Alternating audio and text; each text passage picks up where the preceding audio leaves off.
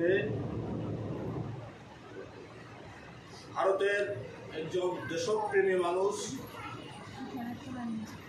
এবং পত্রলেখার বিশিষ্ট সমাজসেবী আমাদের সকলের প্রিয় অমরেশ ঢালি মহাশয়, আরও পাশে রয়েছেন বিশিষ্ট সমাজসেবী দেশপ্রেমী মানুষ। আপনারা সকলে এখানে আগমিত মানুষ উপস্থিত হয়েছেন, দেশপ্রিয় মানুষ। দেশের প্রিয় যে ভাষা, দেশকে ভালোবাসা, দেশের প্রতি আনুগত্য, দেশের সার্বভৌমত্ব রক্ষা করার দায়িত্ব যারা পালন করেন তারাই হচ্ছে দেশপ্রেমী মানুষ। এই ভারতের স্বাধীনতার বহুত ইতিহাস, যে ইতিহাস বলতে গেলে দীর্ঘ সময় লাগবে। আপনারা জানেন 200 বছর আগে এই ভারতবর্ষে ইস্ট ইন্ডিয়া নামে একটি কোম্পানি ছিলেন।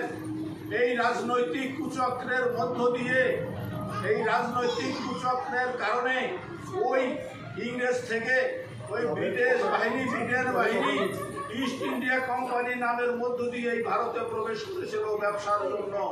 সেই ব্যবসা করতে এসে, বাণিজ্য করতে এসে তারা কি করেছিলেন? তারা করেছিলেন আমাদের দেশের প্রতি একটা অনাচার। আমাদের দেশের মধ্যে ছিল একটি বিশৃঙ্খলার পরিবেশ। এই পরিবেশটাকে এমনভাবে তারা লুণ্ঠিত করেছিল, আমাদের মা বোনদের কোনো সম্মান ছিল না ভাইদের আত্মমর্যাদা। তারা তাদের মতো স্বাধীন, তাদের মতো কাজ করে তারা তাদের বিজনেস ফায়দা লুণ্ঠন করেছে। কিন্তু আমরা ভারতবাসী সম্পূর্ণ কিছু বঞ্চিত ছিলাম। সেই সময় নীল চাষ হতো, তখন আমাদের জমিতে ধান চাষ হতো না। তাদের ব্যবসার জন্য যা কাজ করতে হতো সেটাই তারা করে নিতেন। কিন্তু সাধারণ মানুষের জন্য, ভারতবাসীদের জন্য, ভারতবাসীদের স্বার্থে তারা কিছু করতেন না। তাই তাদের সেই অবৈধ কাজের বিরুদ্ধে আন্দোলনে গড়ে উঠেছিল আমাদের নেতাজি সুভাষচন্দ্র বোস। তিনি ডাক দিয়েছিলেন ভারত ছাড়ো আন্দোলনের ডাক। আর যখন সেই ভারত ছাড়ো আন্দোলনের ডাক দিয়েছিলেন, তখন আপনাদের মতো আপামর জনগণকে সাথে নিয়ে তিনি ডাক দিয়েছিলেন দিল্লি চলো, আর বলেছিলেন তোমরা আমাকে রক্ত দাও, আমরা তোমাদেরকে স্বাধীনতা দিব। তাই অসংখ্য লোকের, লক্ষ লক্ষ লোকের, লক্ষ লক্ষ ভারতবাসীর রক্তের বিনিময়ে এই ভারত স্বাধীনতা হয়েছে। সেই স্বাধীন সার্বভৌমত্ব, সেই পরাধীন ভারতকে পরাজিত করে সেই ইংরেজ বাহিনীকে এই দেশ থেকে হটিয়ে আমরা স্বাধীন সার্বভৌমত্ব বাস করে আজ আমরা যে জায়গায় পৌঁছেছি, সেই ভারতবর্ষে, সেই স্বাধীন ভারতবর্ষে আমাদের অনেক রাজনৈতিক দলের মাধ্যমে এই ভারতবর্ষ পরিচালিত হয়েছে। যেমন ভারত স্বাধীনতার পর থেকেই কংগ্রেসী শাসন ব্যবস্থায় ছিল সমস্ত কুক্ষিগত রাজনীতি। তাদের রাজনীতিতে আমাদের ভারতের কেউ সুশৃঙ্খলভাবে জীবনযাপন করতে পারেনি।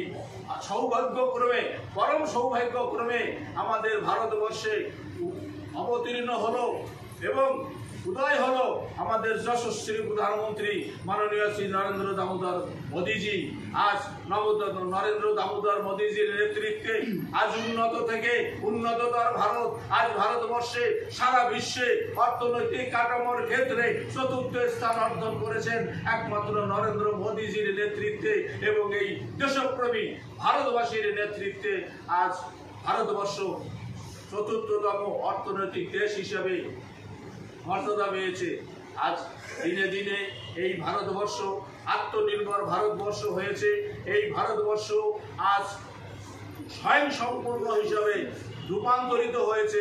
আসুন আমরা সকলে এই ভারতকে আরো উন্নততর ভারত গঠন করতে আমরা সকলে ঐক্যবদ্ধ হয়ে ভারত মাতার প্রতি শ্রদ্ধা রেখে সকলে সম্মিলিতভাবে আমরা ঐক্যবদ্ধ হয়ে ভারত সার্বভৌমত্ব রক্ষা করার জন্য আমরা হাতে হাত মিলিয়ে, কাঁধে কাঁধ মিলিয়ে সমস্ত ব্যক্তি খন্দন ত্যাগ করে আমরা সকল ঐক্যবদ্ধ হয়ে আমরা এগিয়ে চলি।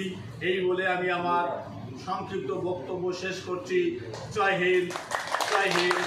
ভারত মাতা কি, ভারত মাতা কি, ভারত মাতা কি, জয় হিন্দ। জয় হিন্দ।